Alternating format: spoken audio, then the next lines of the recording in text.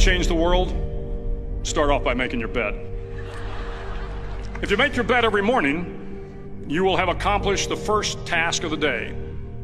It will give you a small sense of pride, and it will encourage you to do another task, and another, and another. And by the end of the day, that one task completed will have turned into many tasks completed. Making your bed will also reinforce the fact that the little things in life matter. If you can't do the little things right, you'll never be able to do the big things right. And if by chance you have a miserable day, you will come home to a bed that is made, that you made. And a made bed gives you encouragement that tomorrow will be better. To pass SEAL training, there are a series of long swims that must be completed. One is the night swim. Before the swim, the instructors joyfully brief the students on all the species of sharks that inhabit the waters off San Clemente. They assure you, however, that no student has ever been eaten by a shark, at least not that they can remember. But you are also taught that if a shark begins to circle your position, stand your ground. Do not swim away. Do not act afraid. And if the shark, hungry for a midnight snack, darts towards you, then summons up all your strength and punch him in the snout, and he will turn and swim away. There are a lot of sharks in the world.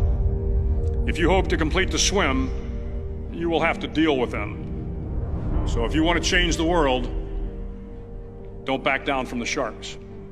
Over a few weeks of difficult training, my SEAL class, which started with 150 men, was down to just 42.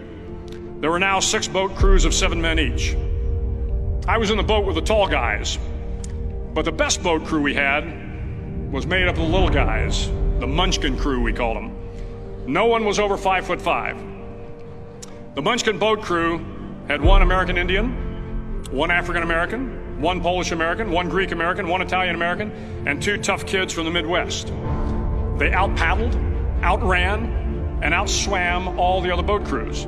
The big men in the other boat crews would always make good-natured fun of the tiny little flippers the Munchkins put on their tiny little feet prior to every swim.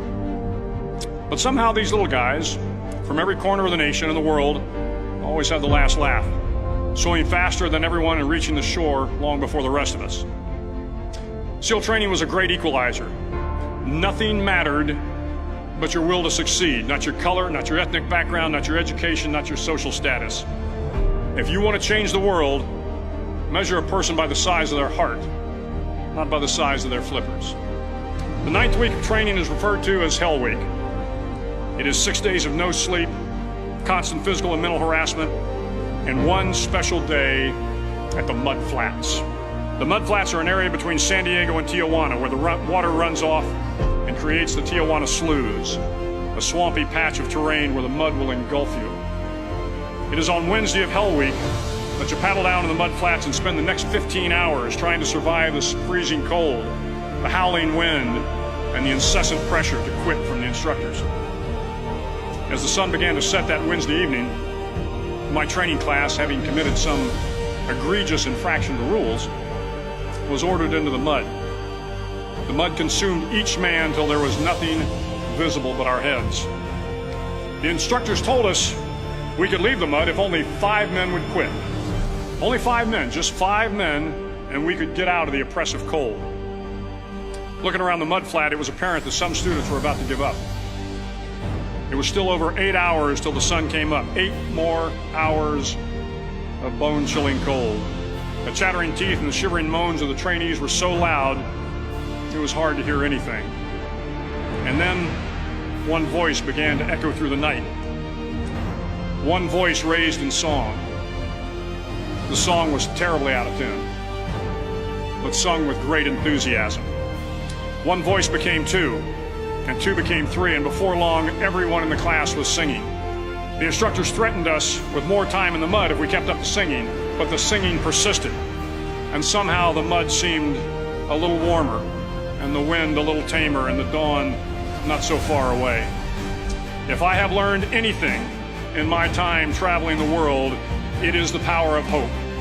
The power of one person, a Washington, a Lincoln, King, Mandela, and even a young girl from Pakistan, Malala. One person can change the world by giving people hope. So if you want to change the world, start each day with a task completed. Find someone to help you through life. Respect everyone. Know that life is not fair and that you will fail often. But if you take some risks, step up when the times are the toughest, face down the bullies, lift up the downtrodden, and never ever give up. If you do these things, the next generation and the generations that follow will live in a world far better than the one we have today. And what started here will indeed have changed the world for the better.